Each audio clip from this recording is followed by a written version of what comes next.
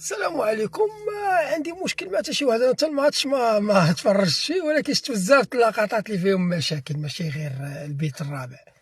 غير هو مديرية التحكيم كتقول لك مشينا بغينا نشوفوا يعني نقطة باش نراقبوا، ملي ما لقيناش مشينا ايوا كنتو كتقولوا ماشي اورجو اللاعب قاص، علاش كتمشيو تقلبوا على نقطة انطلاقة ديال اللاعب ولا نقطة؟ لا حق مشينا كنقلبوا على نقطة ديال الانطلاقة، ملي ما لقيناش والمصور كبر التصويره عاد مشينا. نو، ملي كتقول لي انايا ما فيهاش اورجو حيت لعاب قاصر، كتمشي ديريكتومون لاكسيون ديال اللعابه شنو دار ديال توارقه.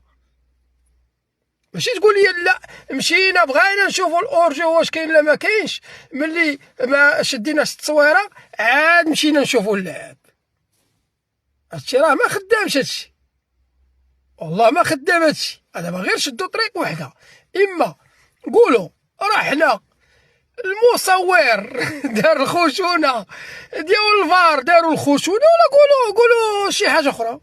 حيت ما يمكنش تقول لي انا مشيت بغيت نشوف انايا الانطلاق ديال الكره ولا الانطلاق ديال اللعاب ولا هادي، ملي لقيت المصور ما شاتش ليا داكشي مزيان عاد مشيت الحركه ديال اللعاب ديال توارقه.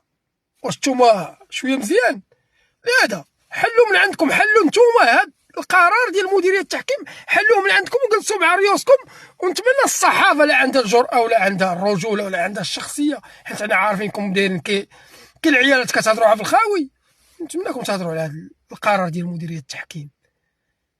لا مشينا بغينا نشوفوا اللعاب، وملي ما لقيناش نقطه انطلاق ولا نقطه مراقبه عاد مشينا كنشوفوا الحركه ديال اللعاب ديال توارقه ولقيناه.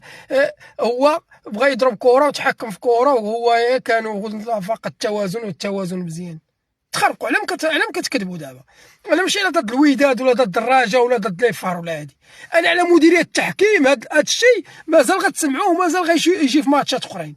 هاد الطريقه مازال غتجي على الوداد وغتجي على لي فار ومازال غتجي على بزاف الفروق. انا ماشي على ضد الوداد ولا هادي، ولكن مديريه التحكيم خاصها تكون واضحه وتكون عندها الشجاعه. نقولوا من الاول اللعاب ديال توارقه لعب الكره، ماشي تقول لي مشينا بغينا نراقبوا الاورجو واش فيها تسلل، ملي لا المصور اللي ما كانش عنده كفاءه علاش داخل تماك؟